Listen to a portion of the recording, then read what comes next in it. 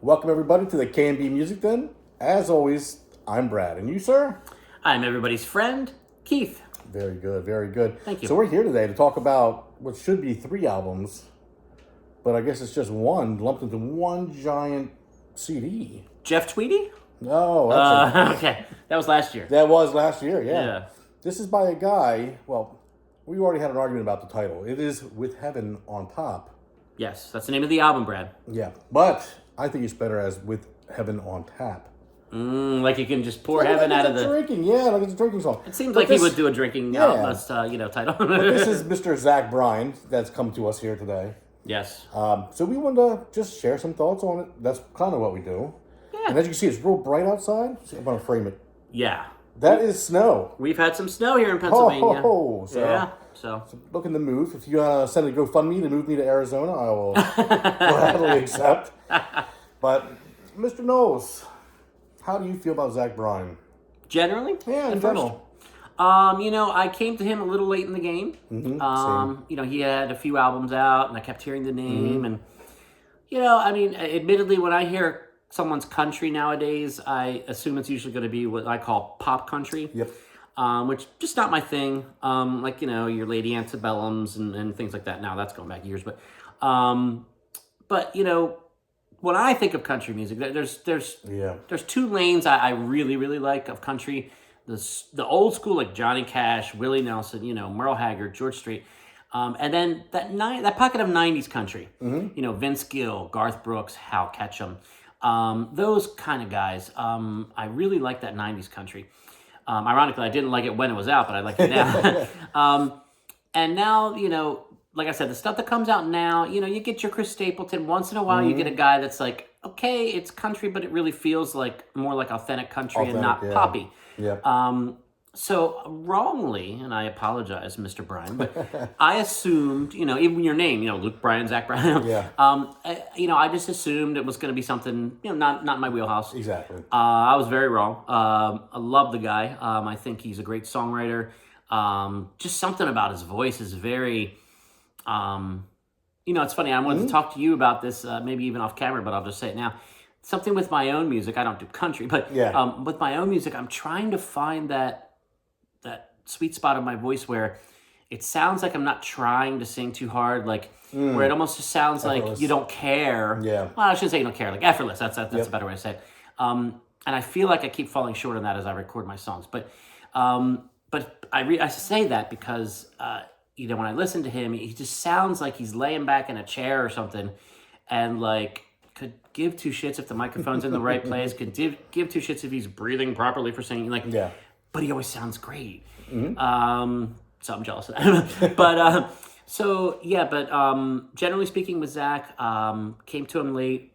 Really, just always looking forward to when he's putting something out new, which he's pretty prolific. He is. So how did you come to Zach, and where were you before this came out? And It's pretty much the same way you did. Late to the game, heard about him through someone I was dating at one point. And then, just had to at that point start kind of digesting all the material he had, and that's the same way you came through him basically. And then I think we reviewed his last album.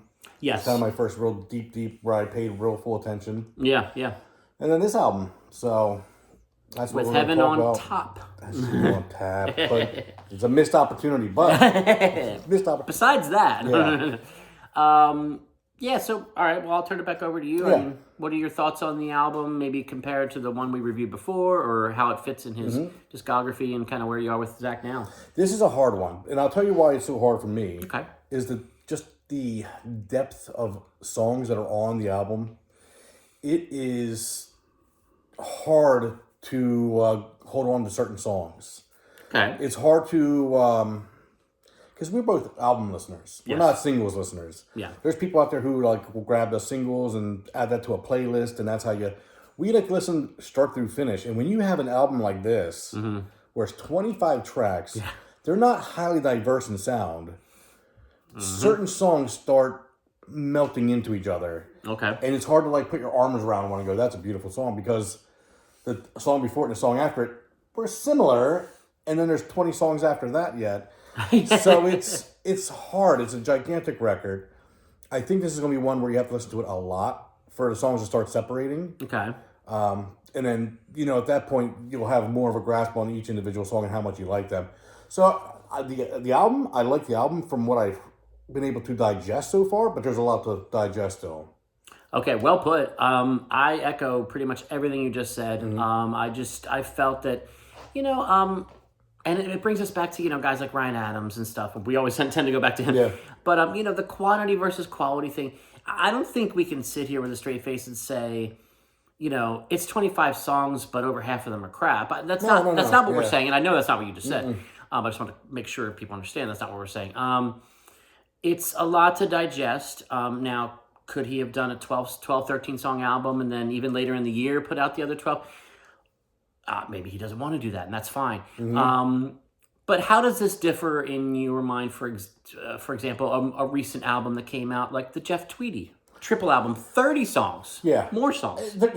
The way he broke it up amongst 3 albums, this is all in one CD. This fits some damn how onto one album. Yeah. So it's like, when you were back burning CDs, remember doing that? Yeah. And the CD would say 80 minutes on the front, and you go, I'm going to jam 80 minutes onto this bastard. Hell yeah. So you would jam 80, but that's what it felt like he did here. Like, I have 80 minutes to play with. I'm going to fire all the songs I can put on it without any discernment and just go. So I don't feel like there's any... I mean, I'm not saying it's a bad thing. Most albums aren't concept albums. Most albums don't have A and B, like, storylines to them. So, like, it's just a lot of tracks for a one story, like, just straight through album without breaks, without any concepts to it, without, like, a story A, here's a story B. So it's like 12 songs on this song, 12 on this. This is just 25 songs on one disc. It's heavy. It's just really heavy. Now, as you probably remember, though, from going back and, getting familiar with this catalog after getting the one before this, he's no stranger to long albums. No, I mean, American Heartbreak is, 30 songs, I think? Yep. And that was like a big album for him. The guy writes a lot of songs. He does. And I think maybe a difference that I noticed, too, between, let's say, Zach Bryan and the Jeff Tweedy that came out late last year. Wow, it's already last year. Is the diversity in the sounds. On the Jeff Tweedy, you've got real pensive stuff, real mellow stuff, and then you got the Lou Reed Was My Babysitter song. Yeah, that's dead don't die, dead don't die, which I love. So this seems a little bit more of like a through line, right? Yeah, you're driving through Oklahoma. Your view's not changing a whole lot. Yeah. Now that being said, are we being totally fair? Because there are ballads, there are shit kickers, there are upbeat ones. So it's not like it's all one thing. That's in that way. But I do get what you're saying, and like I said, for the most part, I do agree. It's one I'm going to keep going back to. It's one I'm going to put the time in to digest because I think he is worthy of it because of his talents. Let's put it that way. I think you kind of feel the same way from what you said earlier. To me, I think what it really boils down to, if you're like us, you're like a big Ryan Adams fan, like you said. He puts out a 30-track album, we're fine with that. Because we want to get as much of the material, hear it. And if you're a Zach Bryan fan and you're like a big purist, you're going to want all 30 tracks. But what he'll never have is a Blood on the Tracks type album. Yeah. Where critics, people that are just, writing for magazines are going to go, holy shit, what do we have here? Because it's just too much stuff to dig through to make an album out of. Where if he had took his 12 best songs off here, it might have been an amazing album that I'm not sure I know about yet. That's a very good point. Yeah, if you take your best 12, you might have just a stunning record everybody's talking about. Whereas if you took those 12, dig them in amongst the other 18 tracks, you might not see just how amazing some of these songs are. And that's the only thing I can see the difference of it. It's not going to be critically acclaimed because it's just too much work. That's fair. It makes me wonder, when he signed his record deal, I'm going to go ahead and assume that he was a stickler about having total creative control. Yes, yeah. Because, I don't think that, the label, the heads of the label would be like, yeah, let's do another 25, 30 song album, buddy. So it seems like he's in control, which for him is a good thing. It goes back to the Ryan Adams comparison too. People always say, oh, yeah, he's good, but then, he's put out too much and he needs an editor. Ryan needs an editor. And we kind of get a little pissy when people say that. Sure. So, like you said, either the diehard Zach Bryan fans may get pissy at us for saying, hey, man, strip this down. And, It's a very interesting aspect of this review and just music in general, because when you talked about the CD, I'm glad you brought that up, the CD era, you got 80 minutes. Jam it on there, yeah. And that's when, those albums that were like, some of those albums from the 70s are like 7 songs. Yeah. I mean, Zeppelin 4 is 8 songs. Yeah. Still considered one of the greatest rock and roll albums of all time, and rightfully so. Because they had the vinyl constrictions. Yep. Okay? Now, you could always put out the double LP, like Goodbye Yellow Brick Road, and Songs in the Key of Life, and Physical Graffiti, et cetera, et cetera. But, it seemed like late 80s, definitely through the 90s, it was like, and then into the early 2000s, we've got the 80 minutes, let's use them. Let's give people as much as we can. And the other thing I think about when we talk about this aspect of it, there's 25 songs on this new Zach Bryan, right? So a song that I think is kind of more filler, maybe someone else's absolute favorite song on the album. Sure. So to me, it's just kind of like, I always lean a little bit towards just give me what you got. If that's what you want to do as an artist, I don't think you should be stifled. I'm not saying it's negative at all. No, I'm just saying you're not going to have, like Ryan, you're not going to have another heartbreaker when you're doing that. Yeah. It's just not going to happen because there's just too much to digest. True, I agree with that. Now, as far as the album itself, not talking about just the length. Yeah. There's some great stuff on here. I mean, like Appetite. I thought that track 3, I believe that is, after Runny Eggs. Fantastic song. Oh, yeah, Runny Eggs, yeah. What was some of the other ones? Plastic Cigarette, I really enjoyed. I remember that one, yeah. Yeah, that was a really good track. His vocals on a lot of these songs are great, as always, like you said. I mean, lyricist, he's top tier. I mean... He is, and, I noticed throughout this album there were some themes that I could kind of latch on to. Like you said, it's not a concept album, it's not meant to be. But I tip my hat to him as a songwriter, because he does something that's very difficult to do, in my opinion. He touches on things that he'll revisit certain themes and topics, but it doesn't sound like he's repeating himself. Yeah, I know what you mean, yeah. You know what I mean? Yep. And that's very, very, very hard to do. So I really admire him for that and applaud him for that. Yeah. I still get, like I did on the other one that reviewed of his and some of his earlier work, I still get a bit of Springsteen. Sure, there's some of that. Yeah. And obviously in a good way. We're both big Springsteen fans. Check out our reviews of the box set, all 7 albums. Was 7? Yeah. Yeah, I believe it was. And then the ranking we did of all 7. So yeah, I mean, I definitely will revisit it. Certainly will, yeah. And again, I'm a little lost for talking too much specifics about the songs, because I've listened to it twice and there are 25 songs. So I apologize that I don't have as much specifically to say on this one, but yeah, I think that topic was important to discuss.